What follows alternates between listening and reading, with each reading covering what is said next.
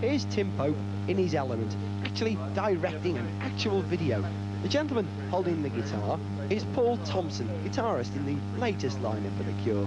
What's that strapped to the end of his guitar? Well, it's a camera. Confused?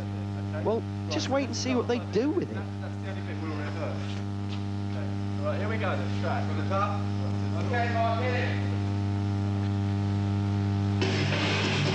No, the chap in the pink sweater isn't a member of The Cure. It is only a rehearsal, so it doesn't matter who sits at the piano.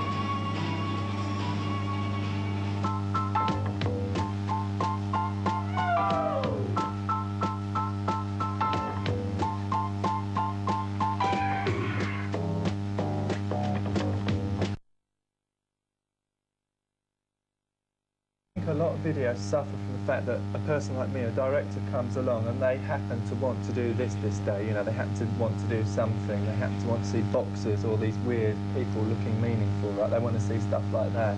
Well, so I sort of try to work a bit differently to that. I listen to the image, because I work with people time and time again, as I say, I know the sort of imagery that they're interested in, so I tend to, you know, I talk work very, very, very closely with people and we develop them together. Okay, stand by, Mark. We can be ready to have it. Yeah, I mean, you think you're no, still when you've got to go to the camera. Let's have that camera upstairs. You're working with Tim Pope again. Fond of the man? He's the only one that'll have us.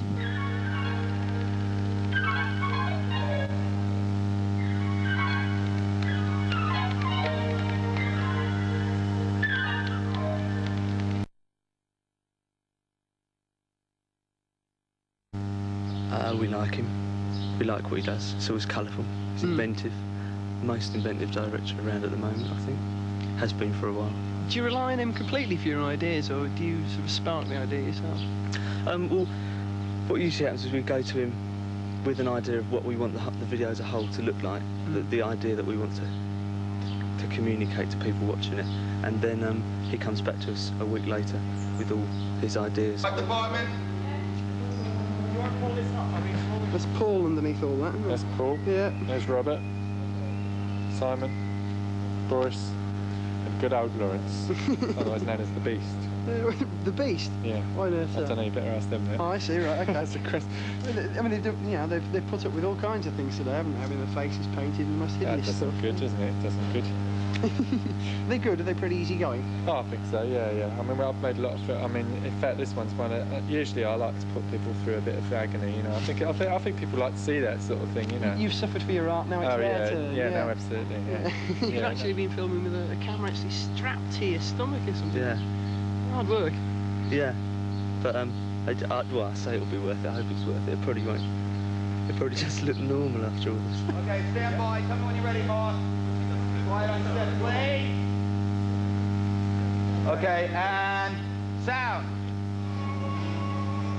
As you can see, Barry worked brilliantly as Tim's voice.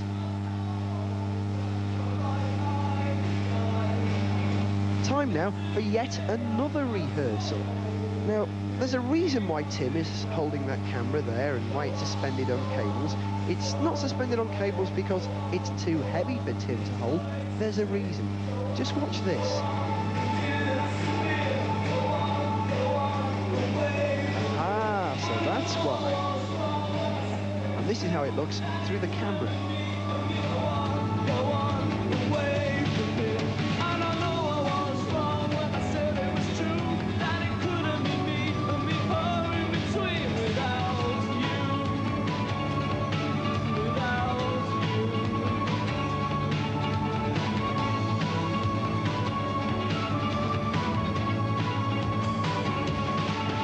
Earlier in the day, the Cure had been filming in this room.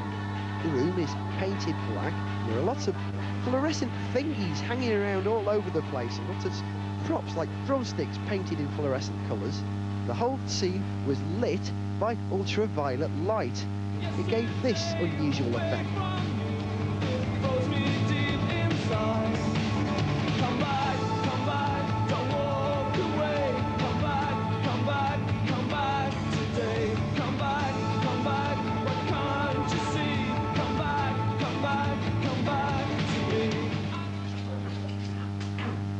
Tim, how's this shot going to look when it's done?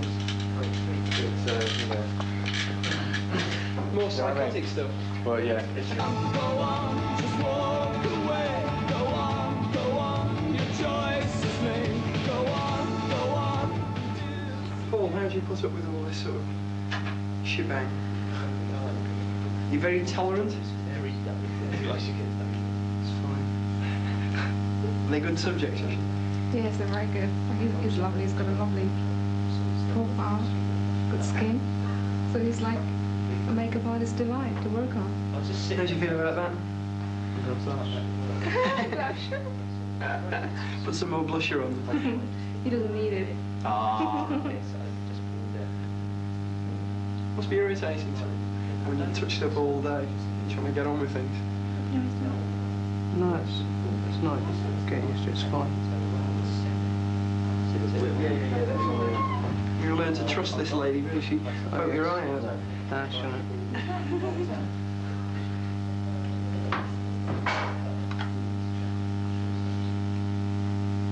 How heavy do you have to make the band up for this sort of thing? Not really, because it's pretty natural stuff, and they already have a set look, the way they want to look. So basically, it's really how they want to project themselves, because they do have a look of their own. With this video, we're trying to get back to the idea of just like a group actually performing a song, rather than a group as a band of Mexicans, or a group as the first people to conquer Everest, or all the other things that people try and pretend to be. Keep the nonsense out of the way. Well, it's just a different kind of nonsense, really. I just wanted something that was really simple with this video. But like in the past couple of videos we've done, they've been very like an aeroplane. They go over people's heads.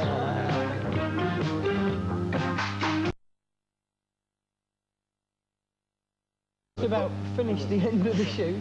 Beer is your only aid at the moment. How's it gone? That's the only aid, not sort of syphilis. Yeah, what was that? No, it's all been going very well. No, it's been quite wild, I think. It's quite a wild shoot. See the bags, I've got 2 bruised eyes, you see. Earlier on I had 1.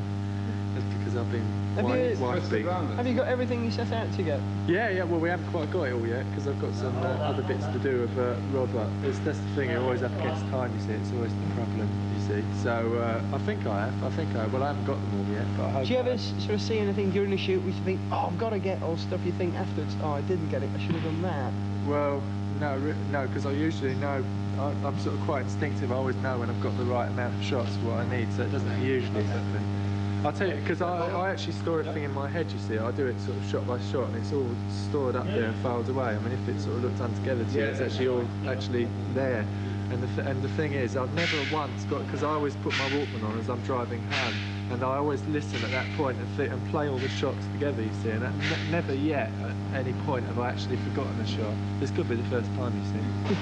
You've got to edit the thing now. Any ideas on how you're going to put it together? Oh yeah, well that's the way this whole thing's conceived. But I had no ideas about how this was going to be edited. It could be a real mess, and the editing is going to be really important. It's going to take us 2 weeks to edit this, what with various stages, because I've got to cut the black and white part of the film. I've got to cut the colour part of the film, stick them together, refilm them, stick other bits underneath them, stick bits on top of it, refilm that sort of thing. So I've really got to know what I'm doing about that sort of thing. I wish you the best of luck with that. Thanks, that was very caring of you. Yeah. A word. Caring. What word would you use to describe today's activity? What word would you use first? You show me yours. Confusing. Confusing. I'd say meaningful.